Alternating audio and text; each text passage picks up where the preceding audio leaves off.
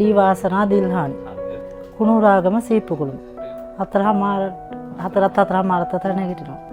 මම මෙහෙට ඇවිල්ලා අවුරුදු 12ක් වෙනවා. ඒ අවුරුදු 12 ඇතුළතම දර තමයි පාවිච්චි කරන්නේ. කලින් දර අපි හොයලා තියාගෙන තියෙන්නේ. කැලේ කලින් ළමයි ඉස්කෝලේ ගියාම ඉතින් දර කැලේට ගිහිල්ලා අපි හොයා ගන්නවා.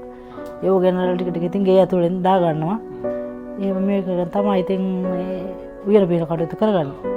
වැස්ස දවසට එළියෙන් ඔය තහඩු කෑල්ලක් දාලා ඔය ටිකක් ගොඩ ගහගෙන තියාගෙන ඉන්නේ. දැන් සමහර වෙලාවට ඉඳ තියෙන වෙලාවට යනවා. නැත්තම් ඉතින් සතියකට සැරයක් වගේ ගිහින් ඉතින් පුළුවන් විදිහට එකතු කරලා තියා ගන්නවා. ඊට එකතු කරලා ඉතින් අමාරුයි කැලවල වල යන්න ඕනේ ළමයි දෙන්නක් දාලා පොඩි කෙනෙක් ඉන්නවා අවුරුදු 3:00යි පෙර පාසල් යනවා. අනිත් එකට අවුරුදු 9යි. එයාත් මේ ගමේ ඉස්කෝලේට තමයි යන්නේ. ඔව් උදේට මමත් එක්කම බබා නැගිටිනවා මෙයා. නැගිටලා එනවා. උදේ පාන්දර ඉතින් ආපු ගමන් එයාට තේ එක තමයි ඕන. අමාරුයි ඉතින්. ඒ වුණාට එයා එහෙම යන්නේ නැහැ ඉන්නවා මං ගාවට වෙලා උයලා වෙනකන් 4:00 මම නැගිටිනවා. අමාරුයි ඉතින් මහත් ඒ තියෙන අපේ තියෙන ආර්ථික අපහසුතාවත් එක්ක ඉතින් මේ ගෑස් ලිපක්වත් ගන්න හැමවත් කමකුත් නැහැ. මහත්යටත් ඉතින් ස්ටේ ජොබ් එකකුත් නැහැ. මාත් කුලී වලට යනවා.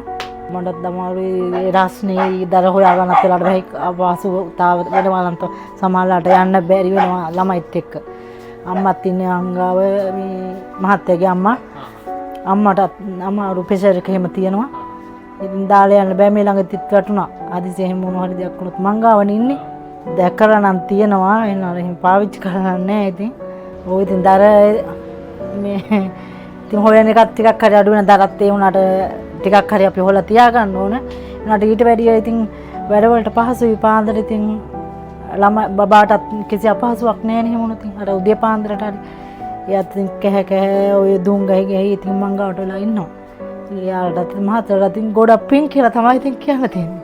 ඔය වෙලාවත් ඉතුරු කරගන්න පුළුවන් ඉතින්. ගොඩක් සතුටුයි. වෙලාව ඉතුරු කරගන්න පුළුවන් වෙනද තරම් දර ප්‍රමාණය ඉතර උමනා වෙන්නේ නැති වෙයි.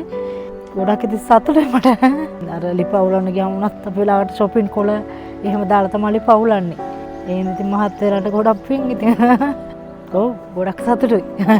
ආයේ සතුට තියෙන සතුට කියා ගන්න බෑ. ඒ තරමට මට සතුටුයි. වචන නෑ. ලිපක් කියලා මම අවුරුදු 12ක් වෙනවා මෙහෙට ඇවිල්ලා. එදා ඉඳලම දර තමයි පාවිච්චි කරන්නේ.